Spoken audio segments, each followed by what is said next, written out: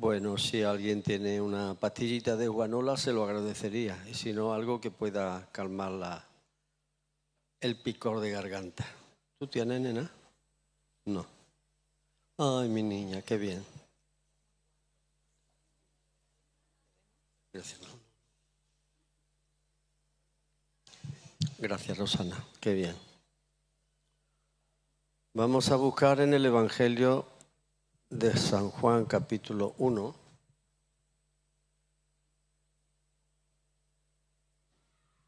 Francisco, qué alegría verte. Ah, perdón. Estoy ya de la vista un poco... Sí, qué bien. Qué bueno. Ha venido a casa.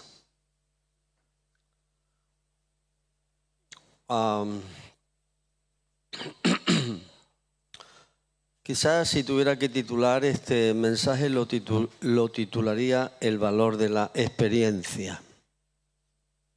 El valor de la experiencia. Y evidentemente me refiero a la experiencia del creyente con el Señor. Porque si no hay experiencia, pues no hay nada. Todo se convierte en una religiosidad. Es posible haber tenido una experiencia con el Señor en el pasado y todo lo que hemos aprendido, todo lo que sabemos, pues eso lo hemos convertido en una religiosidad. Y evidentemente no hemos sido llamados por el Señor para eso. Hemos sido llamados por el Señor a una relación con Él, teniendo en cuenta todo lo que aprendemos, lo que hemos aprendido y lo que vamos aprendiendo de Él a través de la palabra suya, de las Sagradas Escrituras. Por eso necesitamos siempre pues estar en conexión con el Señor a través de su palabra y a través de la oración. Pero el capítulo 1 del Evangelio de Juan nos habla precisamente de eso, de la experiencia que tuvieron los primeros creyentes, los primeros discípulos con el Señor y la repercusión que tuvo también en sus amigos, en sus allegados.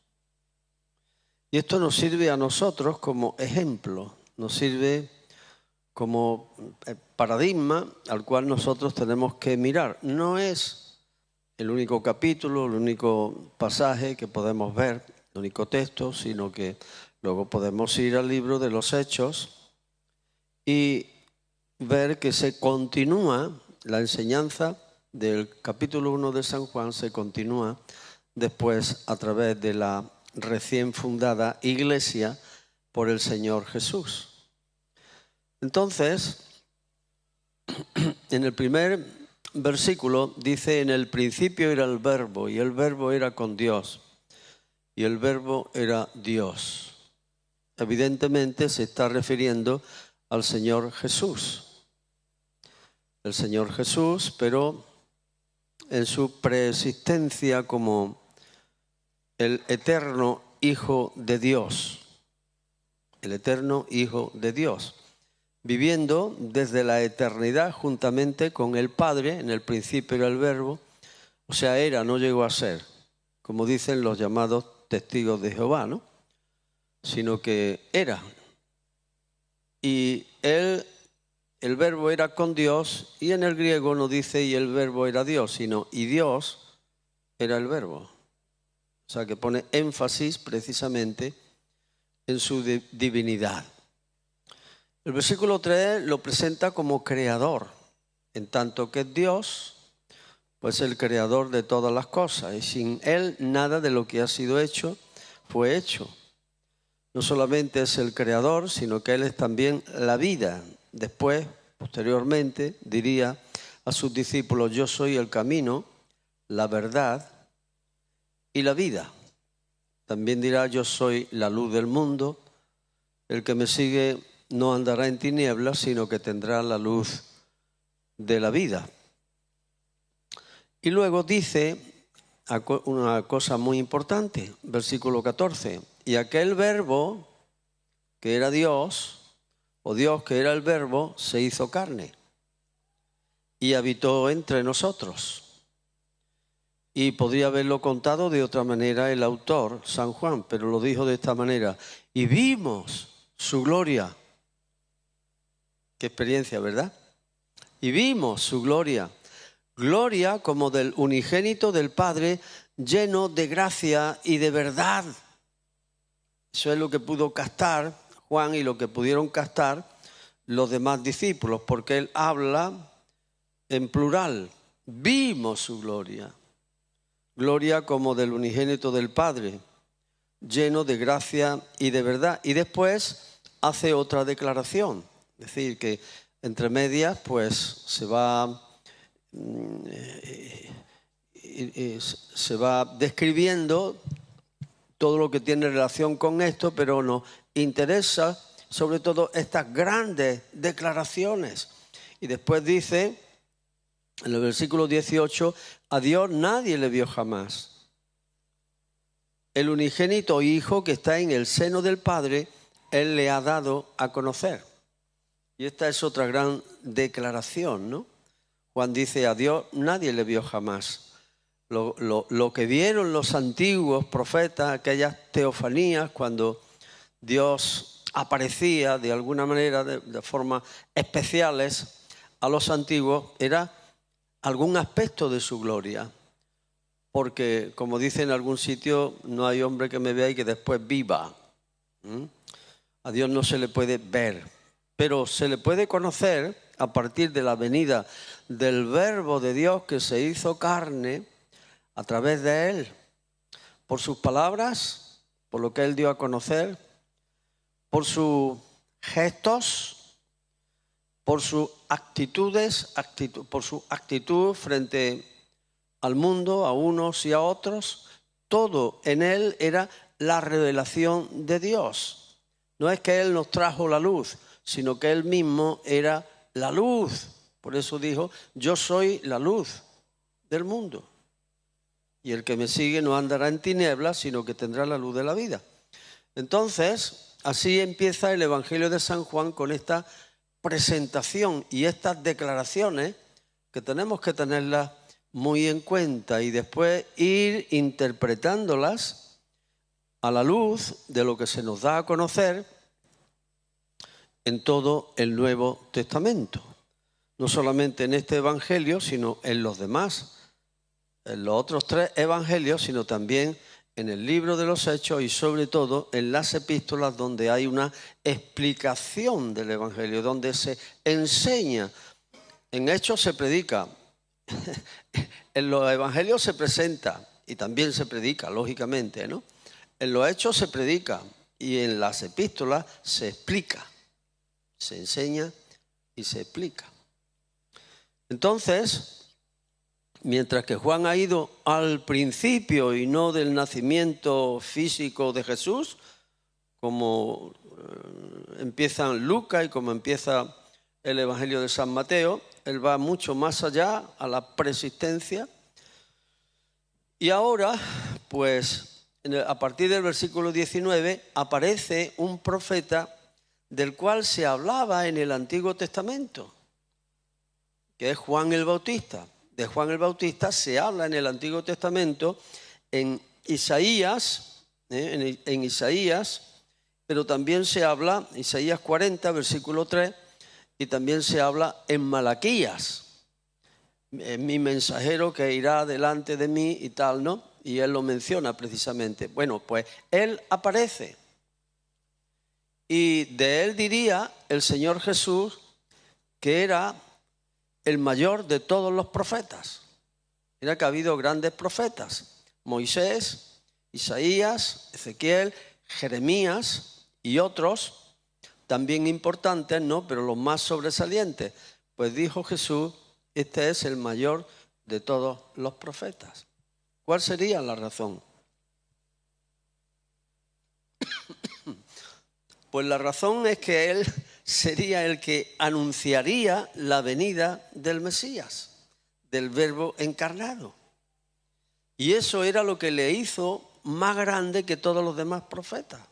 ¿Recordáis, los que conocéis el Nuevo Testamento, cuando Jesús dijo a sus discípulos, bienaventurados sois porque veis lo que veis y oís lo que oís?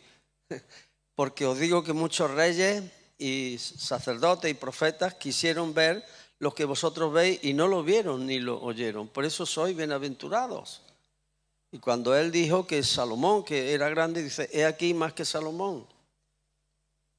Y todo lo demás que era grande, he aquí, dice, más grande que los días de Salomón y que todo lo demás. Lo dijo de otra manera, pero ahora mismo no me viene a la mente esas palabras. Por eso Juan el Bautista era el más grande de los profetas, porque ahí culminaba toda la línea profética del Antiguo Testamento y culminaba precisamente para dar paso a una nueva dispensación, la dispensación de la salvación manifestada en Cristo Jesús, de la salvación del tiempo de la gracia, y es lo que en el Nuevo Testamento ya se anunciaba en el libro de Joel, en los postreros días, es decir, comenzaba eso que en el Antiguo Testamento se llamaba los postreros días, los últimos tiempos. Todavía tenemos que entrar en los últimos tiempos de los últimos tiempos, pero desde que vino el Señor Jesús, murió, resucitó y ascendió a los cielos, estamos en los últimos tiempos. Y aunque hayan pasado 2000 años, no importa, porque el Señor no se mueve dentro de los límites del tiempo y para Él un día es como 1000 años y 1000 años como un día. Por tanto, no tenemos que tener agobio con eso. Si el Señor no viene, nosotros nos iremos con Él antes. Entonces, cuando viene este profeta, Juan el Bautista, pues predicando el arrepentimiento, bautismo de arrepentimiento, pues ahí se crea una inquietud en el pueblo. Pero el pueblo va y aceptando el ministerio profético de Juan, bautizándose en el Jordán. Y como la clase religiosa, los mandamás religiosos estaban muy pendientes de todo lo que ocurría y tenían sus propios policías vigilando que no se saliera nadie los pies del tiesto, pues mandaron a preguntarle, ¿tú quién eres? Y entonces llegaron y le preguntaron, ¿tú quién eres? Juan el Bautista confesó y no negó, sino confesó, yo no soy el Cristo. Y le preguntaron, ¿qué pues? ¿Eres tú Elías? Porque había una profecía que Elías habría de manifestarse, pero eso tenía otro sentido y tenía que ver con él, precisamente. Dijo, no soy. ¿Eres tú el profeta que había profetizado Moisés que vendría? El Señor levantará profeta como a mí, y a él oiréis, y aquel que no oiga al profeta será desarraigado del pueblo. No un profeta, sino el profeta. Y con esa profecía Moisés se estaba refiriendo a el profeta que era Jesús. No un profeta, de la línea de los profetas. Dice, él respondió, a pesar de que era profeta, pero dice, no, yo no soy. Entonces le dijeron, pues ¿quién eres para que demos respuesta a los que nos enviaron? ¿Qué dices de ti mismo? Dijo, yo soy la voz de uno que clama en el desierto, enderezad el camino del Señor, como dijo el profeta Isaías. Entonces Juan el Bautista era la voz anunciada por el profeta Isaías, que prepararía el camino delante del Señor. Y cuando leemos los evangelios al principio, en el capítulo 3 de Mateo, de Lucas, y al principio también de Marcos, pues entonces se ve como él comienza a predicar en la orilla del Jordán arrepentimiento para perdón de pecados, ¿no? Que todo collado dice que descienda y que todo valle se rellene. Entonces eso quería decir porque viene el Rey y estaba anunciando la venida del Señor Jesús, del Mesías, ¿no? Es que claro, cuando un rey tenía que ir a una zona geográfica X, un rey con suficiente entidad, pues entonces había que preparar el camino. Él no podía andar ahí por un camino y por subiendo cuestas y nada de eso. Entonces se allanaban los montes, todas las dificultades, ¿no? Y entonces tenían que rebajarse, y si había valles, pues se tenían que rellenar con lo que se quitaba de otro sitio. Pero eso hoy día se hace exactamente igual, se ha hecho exactamente igual cuando han tenido que hacer autovías y autopistas. Ahí donde hay una montaña, pues ahí meten la dinamita o hacen túneles, o ves que vas a pasar por en medio de una montaña que se ha cortado por aquí, se ha cortado por aquí, pero todo eso que sacan luego lo sirven para rellenar otros lugares, ¿no? Pero en términos, lo habla en términos metafóricos, hablando de que el que es orgulloso que tiene que bajarse, y el que es humilde pues va a tener que, el Señor se encargará de levantarlo, ¿no? Preparar el camino del Señor es preparar en definitiva el corazón.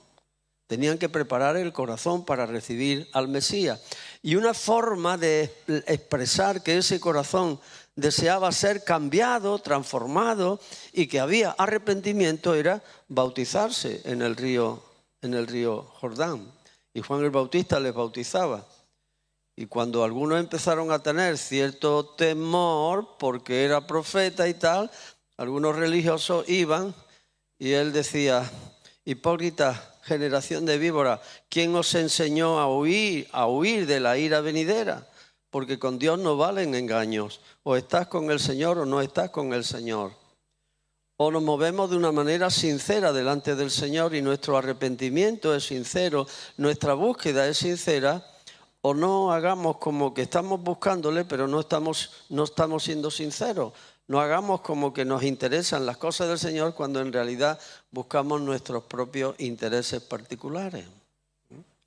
Entonces ese es el contexto. Dice: yo soy pues la voz de uno que clama en el desierto, enderezad el camino del Señor, como dijo el profeta Isaías. Y los que habían sido enviados eran de los fariseos y le preguntaron y le dijeron: ¿por qué pues bautizas si tú no eres el Cristo, ni Elías, ni el profeta? Juan le respondió diciendo: yo bautizo con agua, mas en medio de vosotros está uno a quien vosotros no conocéis. Este es el que viene después de mí, el que es antes de mí. En el principio era el Verbo, y el Verbo era con Dios, y el Verbo era Dios, ¿no? El que era antes de mí, del cual yo no soy digno de desatar la correa del calzado. Y a mí siempre me llamó la atención desde hace muchos años estas palabras: mas en medio de vosotros está uno a quien vosotros no conocéis. Y eso Juan el Bautista nos lo hace en tono de reproche, porque nadie es culpable de algo que no sabe, ¿verdad? Eso es lógico. Estos fueron los comienzos, el Verbo se había hecho carne y había algunos testimonios, como leemos en Lucas, la viuda aquella es Simeón, el mismo José, los magos que vinieron para adorarle. Había algunos testimonios, incluso testimonios de ángeles también, testimonios de seres celestiales, ¿no? Pero otros no, y los que llegaron a saberlo alababan al Señor por su misericordia, por su sabiduría, por su providencia, por su salvación en aquel niño que había nacido. Pero el niño creció, estuvo anónimo, viviendo anónimamente hasta que empezó su ministerio. Y cuando empezó su ministerio, como a los 30 años, pues ya se empezó a dar a conocer. Y su fama dice que se extendió por toda Galilea y después prácticamente por todo el territorio de Israel. Pero mientras tanto, entre vosotros está uno a quien vosotros no conocéis. Ahora pensemos por un momento, ¿nosotros le conocemos? Creo que sí, yo le conozco, tú le conoces, el otro le conoce. No estoy seguro si todos los que estamos aquí le conocemos. Sería una lástima que no hayamos pasado por la experiencia de no haberle conocido. Pero esta era una realidad porque todavía no se había dado a conocer lo suficiente, pero a partir de aquí sería como una especie de explosión y poco a poco se daría a conocer. Claro que el resultado no iba a ser positivo en todos los que le vieran, en todos los que oyeran su palabra, porque Juan retrospectivamente, cuando escribe este capítulo, y como conclusión de todo lo que había sido el ministerio del Señor Jesús, muchos le atendieron, le llegaron a conocer, le creyeron en él. Sin embargo, dice el versículo 10, el 9, aquella luz verdadera que alumbra a todo hombre venía a este mundo. En el mundo estaba y el mundo por él fue hecho, pero el mundo no le conoció. A los suyos vino y los suyos no le recibieron. O sea, hubo un tiempo en el que no se conocía porque no se había dado a conocer, pero cuando se dio a conocer o se fue dando a conocer poco a poco, los que le recibieron la autoridad de ser hechos hijos de Dios, hijas de Dios. Pero los demás, dice, a los suyos vino y los suyos no le recibieron. Le rechazaron, le acusaron de falsedades y al final dieron su voto en este sentido para que le crucificaron. Crucifícale, crucifícale. Preferimos a Barrabás, crucifícale, crucifícale. Pero en este punto, que es el principio, dice, entre vosotros está uno a quien vosotros no conocéis.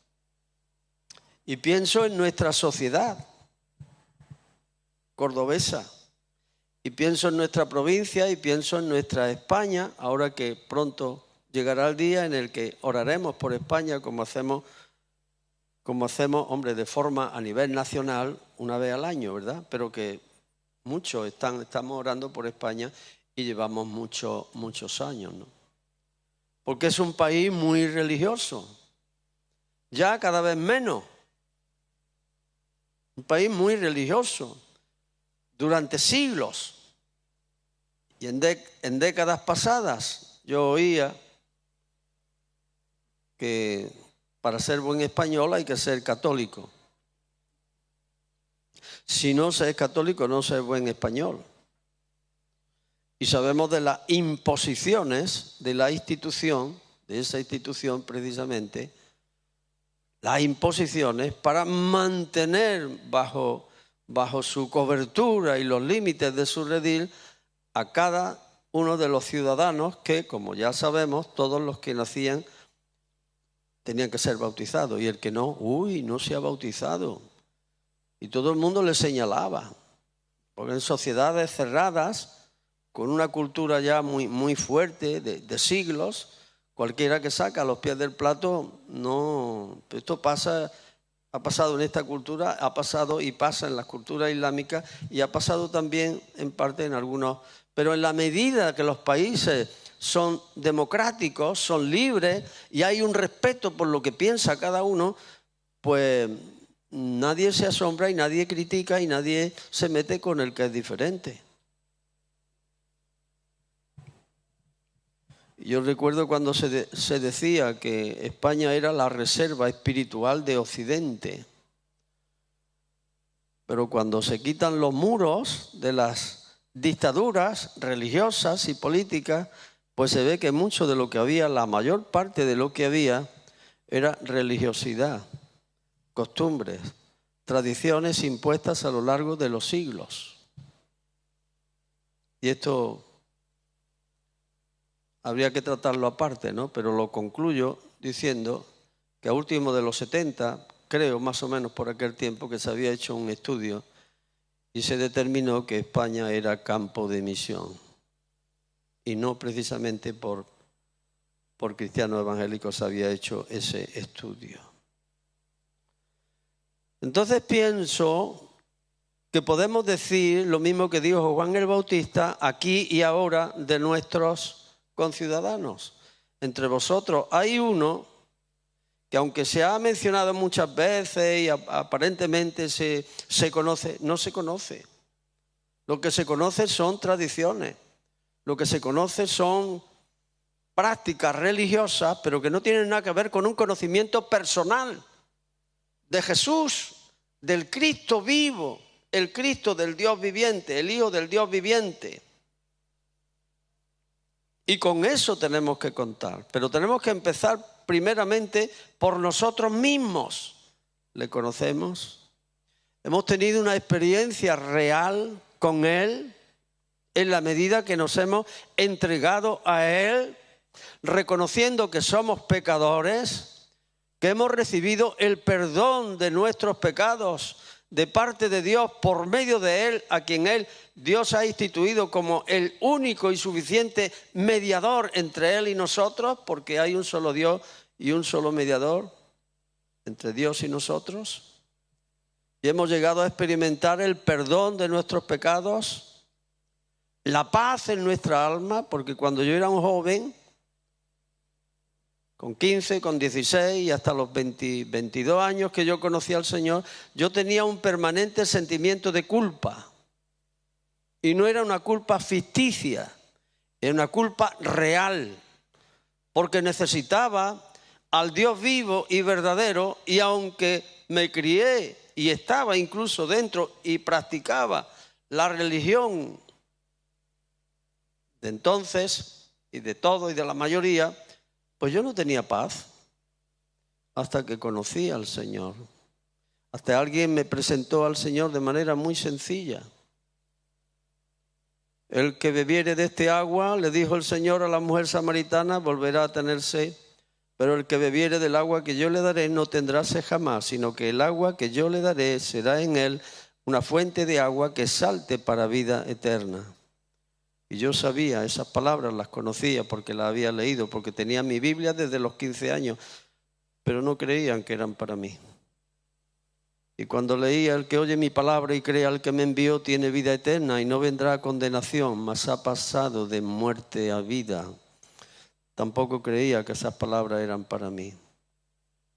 Y cuando le dije al sacerdote de mi parroquia aquí en Cañero: he conocido al Señor, tengo paz, ha perdonado mis pecados, soy salvo. Tú no puedes decir eso.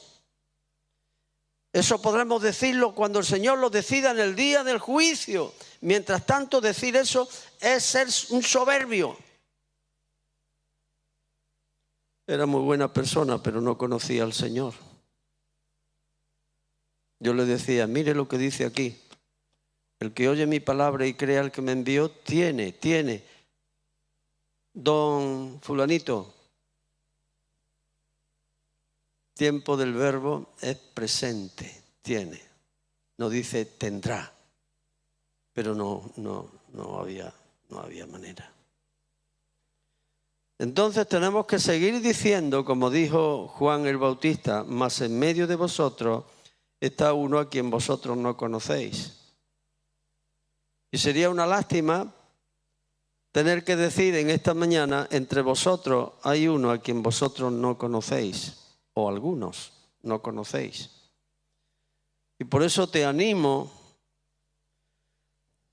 a que si tienes un despiste espiritual en este sentido, o quizás tuviste la oportunidad de conocerlo algún día en el pasado y lo rechazaste, pues que en esta mañana rindas tu corazón al Señor en un deseo de querer conocerle de corazón, de verdad, para poder experimentar lo que antes nunca experimentaste. Y el Señor lleva esperando mucho tiempo para que eso sea una realidad en tu vida, como la fue en la mía y en la de mi Lola también en aquel tiempo. Y siendo esto verdad, lo que dice aquí en el versículo 26, mas en medio de vosotros está uno a quien vosotros no conocéis, uno se pregunta, e inmediatamente se responde con el mismo pasaje: ¿y de qué manera estas personas iban a conocerle?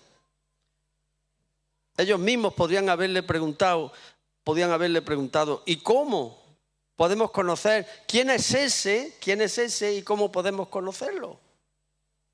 Una buena pregunta.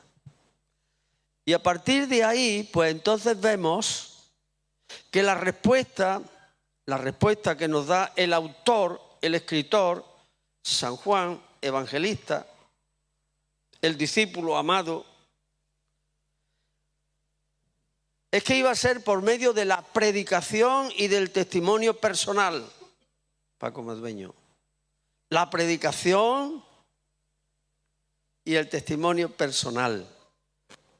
La predicación, en este caso, Juan el Bautista, que representa lo que pueden ser los ministerios reconocidos y que van a predicar públicamente. Puede ser Billy Graham, podía ser los pastores, los predicadores, los evangelistas, los que predican públicamente. Por eso, en el versículo 29, dice, al siguiente día vio Juan a Jesús que venía a él y dijo, he aquí el Cordero de Dios que quita el pecado del mundo. Este es aquel de quien yo dije, después de mí viene un varón, el cual es antes de mí, porque era primero que yo. Dice, y yo no le conocía.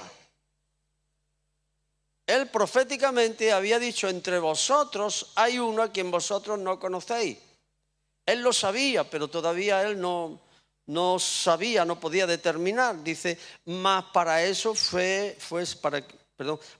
que fuese manifestado a Israel, por eso vine yo bautizando con agua. También dio Juan testimonio diciendo, vi al Espíritu que descendía del cielo como paloma y permaneció sobre él. Y yo no le conocía, pero el que me envió a bautizar con agua, aquel me dijo, sobre quien veas descender el Espíritu y permanece sobre él, ese es el que bautiza con el Espíritu Santo. Dice, y yo le vi y he dado testimonio de que este es el Hijo de Dios. Entonces, este predicador era un predicador público. No todos somos llamados a ser predicadores públicos, al público, a la gente. Los predicadores llamados para eso pueden hablar a una persona, a 10 y pueden hablar a todos los que sean. Si tienen un auditorio, ahí predican el Evangelio. Son llamados para eso. Pero aquí el término que va a resaltarse en todo el libro del Evangelio es el término testimonio. Testimonio que se da a través de la predicación o a través del testimonio personal. No todos somos predicadores públicos, pero todos podemos ser testigos de lo que hemos visto y oído en el terreno de lo personal. Y en este sentido, pues lo que vemos a continuación. Aquí vemos al predicador público, pero ojo, de la línea de los profetas que tuvo la oportunidad o la revelación de parte de Dios de conocer a aquel de quien él iba a dar testimonio, a Jesús. ¿Cómo? ¿De qué manera? Por medio de una señal especial. Quien vea descender sobre él el Espíritu Santo. El Espíritu Santo es espíritu, el Espíritu no es materia y por tanto no se puede ver. Así que lo que tuvo fue una visión, una representación material de algo del Espíritu Santo que es espiritual. Entonces tuvo aquella visión y como se correspondió con lo que le había sido dicho, pues él supo quién era aquel. Yo necesito ser bautizado por ti y tú vienes a mí. Y Jesús le dice, deja porque así es necesario que cumplamos toda justicia. Y le bautizó. Y cuando se levantó del agua, dice que el Espíritu Santo descendió sobre él en forma de paloma y se oyó una voz, que seguro que la oyó solamente Juan el Bautista, que decía, este es mi Hijo amado en quien tengo complacencia, a él oí.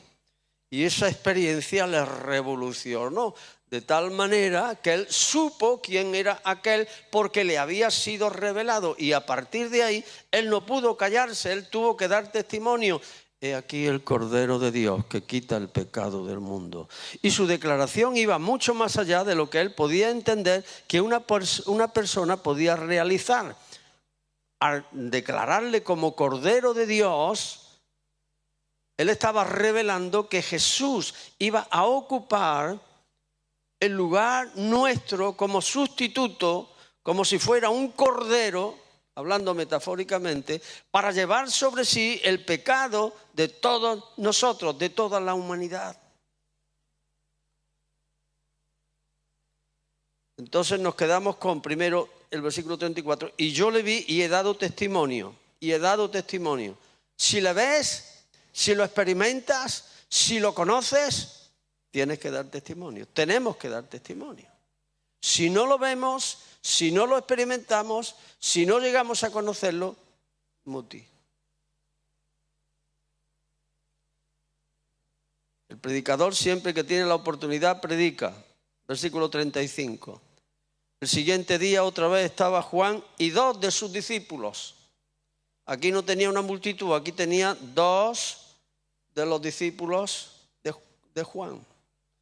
Y mirando a Jesús que andaba por allí, dijo: he aquí el Cordero de Dios. Le oyeron hablar los 2 discípulos y siguieron a Jesús.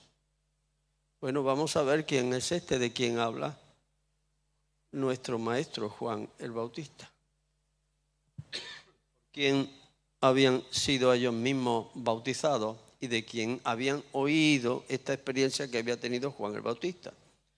Y volviéndose Jesús y viendo que le seguían, les dijo: ¿qué buscáis? Y ellos le dijeron: Rabí, maestro, ¿dónde vive? Les dijo: venid y ved. Fueron y vieron dónde moraba y se quedaron con él aquel día, porque era como la hora 10. Venid y ved. Esta palabra, juntamente con y yo le vi, y del versículo 46, ven y ve, se repite, porque se pone el énfasis en el hecho de que las personas necesitan ver. Esto de ver para creer. Lo que pasa es que lo que Dios quiere que nosotros veamos no es lo que nosotros necesitamos, no es lo que nosotros pensamos que necesitamos ver. Que no hay contradicción con eso de bienaventurados los que no vieron y creyeron. No se trata de eso. Pero algo tenemos que ver para creer. Pero es lo que Dios quiere que veamos y que veamos a través de la predicación y del testimonio, porque la fe viene por el oír, y el oír por la palabra de Dios, no por milagro. Entonces dice: venid y ved. Y fueron y estuvieron con Jesús y se quedaron con él aquel día. ¿Cuándo fue la última vez que estuvisteis con Jesús?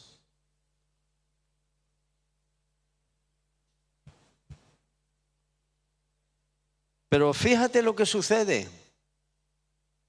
Juan el Bautista da testimonio y 2 de sus discípulos siguen a Jesús, se quedan con él. Y dice: Andrés, hermano de Simón Pedro, era uno de los que habían oído a Juan y habían seguido a Jesús. Hay una relación directa entre el testimonio que uno da y lo que pasa después, que se convierte en un testimonio más, que llega a suceder lo mismo. Halló primero a su hermano Simón y le dijo: hemos hallado al Mesías, que traducido es el Cristo, y le trajo a Jesús. Yo tengo subrayado: y le trajo a Jesús. ¿Por qué se le trajo a Jesús? Corresponde al venid y ved de Jesús. Le trajo a Jesús porque quería que viera a Jesús, que estuviera con Jesús y viera a Jesús. No lo olvidemos. Y sucede que en este proceso de venir y ver, o de traer a una persona a Jesús, para que esta persona vea a Jesús, escuche su palabra, experimente a Jesús, pues lo va a experimentar bien. Porque en la medida que nosotros queremos ver a Jesús, Jesús nos manifestará su propia visión que Él tiene de nosotros. ¡Guau! y le trajo a Jesús. Y mirándole Jesús, ¿querías verme? Ahora yo te voy a mirar a ti. Ahora yo te voy a ver a ti. Y mirándole Jesús, y en el griego esta expresión de mirándole es muy fuerte. Una especie de rayo X que estaba mirándole, no de una mirada rápida, no, te veo, no, sino de una mirada profunda. Una mirada que podía captar lo profundo del ser de Simón Pedro. Y le dijo, tú eres Simón, hijo de Jonás, tú serás llamado Cefas, que quiere decir Pedro, porque Pedro necesitaba una transformación, igual que la que tuvo Jacob cuando le dijo, ¿cómo te llamas? Cuando le dijo el ángel, ¿cómo te llamas? Y bueno, ahí se produjo una experiencia tremenda también, cuando le cambió el nombre y sufrió una transformación Jacob que ya jamás volvió a ser el mismo. Y aquí Pedro, aunque tiene un proceso progresivo hacia una transformación que se verá después de Pentecostés, pero aquí fue tocado en lo más profundo de su corazón. Con el cambio de nombre empezó la transformación interna de su ser para llegar a ser lo que el Señor quería que fuera. Ir a Jesús, estar con Jesús, ver a Jesús, significa que Él nos va a mirar a nosotros y vamos a recibir lo que nosotros buscábamos, estábamos buscando durante tanto tiempo y no lo encontrábamos, pero en Jesús se encontraba y se encuentra aquello que necesitamos para llenar nuestra vida y que nuestra vida sea transformada como Él quiere. Y el siguiente día quiso Jesús ir a Galilea y halló a Felipe y le dijo, sígueme. Este sígueme corresponde nuevamente a las palabras venid y ved, porque Jesús quería que Felipe le siguiera para que él también experimentara su conocimiento, experimentara, viera, pudiera experimentar, conocer de primera mano quién era Jesús y qué tenía Jesús para él. Sígueme. Y nuevamente se produce el mismo efecto. Cuando alguien ve a Jesús y llega a conocerle, es impactado de tal manera que no puede callarse. Y nosotros pensamos que porque conocimos al Señor hace 55 o 56 años en mi caso, no me acuerdo exactamente, 56,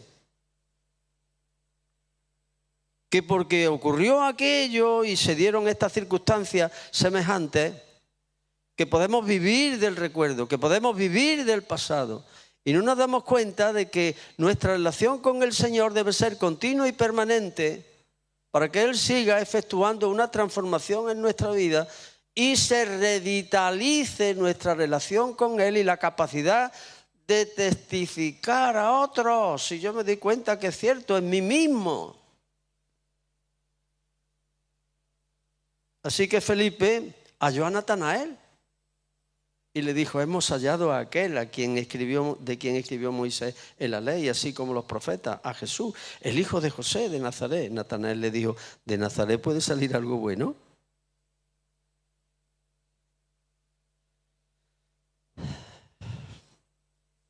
Claro, Nazaret era de Galilea y los galileos eran brutos y los galileos no tenían mucho conocimiento, no tenían sabiduría. Los de Judá decían, si queréis haceros ricos, vais a Galilea, si queréis haceros sabios, a Judea. Allí estaba el templo, allí estaba el sacerdocio, allí estaban las ofrendas, allí estaba todo lo que tenía que ver con la religión, y eso parece que es un punto muy, muy a favor de la sabiduría y del conocimiento y todo eso. Pues nada de eso. El Señor no hizo diferencia porque a los religiosos les pegó para ir pasando, ¿verdad? Y sin embargo no dejó de recibir a unos y a otros que tuvieran un corazón sencillo, un corazón, muchos que eran rechazados precisamente por los religiosos, tanto de Judea como de Galilea. O sea, él no hace acepción de personas. Entonces, claro, pues siguiendo la fama que tenían los de Galilea, pues Natanael dijo, de Nazaret puede salir algo bueno. Pues no solamente de Nazaret, sino de Córdoba, de cualquier otro lugar, el Señor puede sacar algo bueno. Mucho más porque incluso muchos juicios que se hacen así en términos generales están totalmente equivocados. Cuando oímos, no se puede generalizar, no se puede, no se debe, se puede hacer 1000 cosas, 1000 barbaridades, no se debe generalizar. Cuando se habla del PP, se habla de Vox, se habla de Podemos, se habla... podemos generalizar de la ideología y demás, pero las personas son otra cosa. Pues hay muchos que están interesados en criminalizar a los contrarios y de esa manera pues inutilizar de forma definitiva pues a las personas, ¿no? Pero no podemos hacer eso, no debemos hacer eso. Porque resulta que en Nazaret había algo bueno, aunque todavía a Natanael le faltaba el conocimiento de la experiencia del Señor Jesús. Pero fíjate que cuando Jesús vio a Natanael que se le acercaba, dijo de él, he aquí un verdadero israelita en el cual no hay engaño. Por favor, pues un individuo que el Señor lo vio como a Pedro y una persona que venía de frente, que podía ver sus intenciones, no escondía nada. Hay personas así, nobles, que en virtud de la poca o mucha revelación que tienen, quieren ser honestos, quieren ser consecuentes consigo mismos. Y se les conoce, oye, mira, puedes confiar en fulanito, no hay ningún problema. Y no es creyente evangélico. Y algunos no, con esto de que creen en la depravación total del ser humano, no hay nada bueno, no hay nada bueno. Perdona, pero las cosas no son tan trágicas así, ¿no? Es verdad que todos participamos del pecado y todos somos pecadores, pero la revelación de Dios, que Dios nos ha dado a través de la creación y a través de la religión, incluso a través, porque se predica a Jesús en alguna medida, se enseña, pues hay gente que se apega a esa revelación, poquita. Pero hay que tener en cuenta que para obtener la salvación no hace falta conocer todo el sistema teológico que uno puede conocer, que otro más avanzado puede conocer, ni mucho menos. Todo aquel que invocar el nombre del Señor será salvo. ¿Y ahora qué? El ladrón en la cruz no sabía mucho, pero Señor, acuérdate de mí cuando venga en tu reino. De cierto te digo que hoy estarás conmigo en el paraíso. Pero a pesar de todo, este Natanael pues también necesitaba. Natanael, ¿de dónde me conoces? Le dijo Natanael, ¿de dónde me conoces? Respondió Jesús y le dijo, antes que Felipe te llamara, cuando estaba debajo de la higuera, te vi. Y es que el Señor nos conoce desde siempre, desde antes de nuestro nacimiento. Leed el Salmo 139 y veréis cómo David habla ahí y describe el conocimiento infinito del Señor, su presciencia y su omnisciencia, y conoce todas las cosas, no se le escapa nada. Y claro, pues Natanael es impresionado con este primer encuentro que tiene con el Señor. ¿De dónde me conoce? Rabí. Dice, cuando estaba debajo de la higuera te vi. Dice, Rabí, tú eres el Hijo de Dios, tú eres el Rey de Israel. Qué prontito hace una confesión de la realidad de quién era Jesús, ¿verdad? Qué preparadito estaba. Así es cuando damos testimonio. Hay personas que nos encontramos que el Espíritu Santo ya ha ido delante de nosotros. No tenemos que decirle punto 1, punto 2, punto 3, punto 4 y ya eres salvo. Están a mitad de camino y con que le diga, como el Señor le dijo, tus pecados te son perdonados, cuando ni siquiera se lo habían pedido en algunas ocasiones, pues casi que es suficiente, ¿no? Pero para concluir, ¿qué es lo que vemos aquí? Bueno, lo que hemos visto a lo largo de toda la exposición de este pasaje, la importancia de la experiencia con el Señor. Que aunque le hemos conocido, cabe la posibilidad de que se haya ido desdibujando nuestro conocimiento del Señor por unas razones o por otras, no lo sé. Bueno, no lo sé, sí lo sé, pero habría que emplear más tiempo para explicarlo, pero vosotros mismos podéis sacar conclusiones, ¿no? Que se puede desdibujar ese conocimiento y esa experiencia. Formó parte del pasado, pero ahora no la tenemos. ¿Por qué? Porque hay muchas distracciones, porque no nos paramos, porque creemos que es suficiente con venir el domingo, porque creemos que no somos mucho o no somos gran cosa para poder dar testimonio, y nos engañamos a nosotros mismos. Nos engañamos a nosotros mismos. El Señor quiere contar con nosotros para que este que está en medio de vosotros en la sociedad, que no se conoce, que se dé a conocer.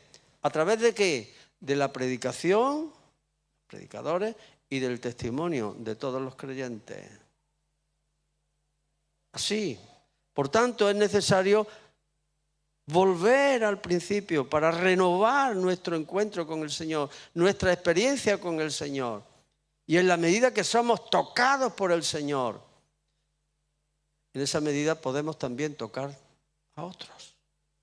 De otra manera, no será posible y nos convertiremos en una iglesia en una iglesia sin poder y en una iglesia sin crecimiento y obsoleta. Esperemos que no sea así, ¿verdad, hermano?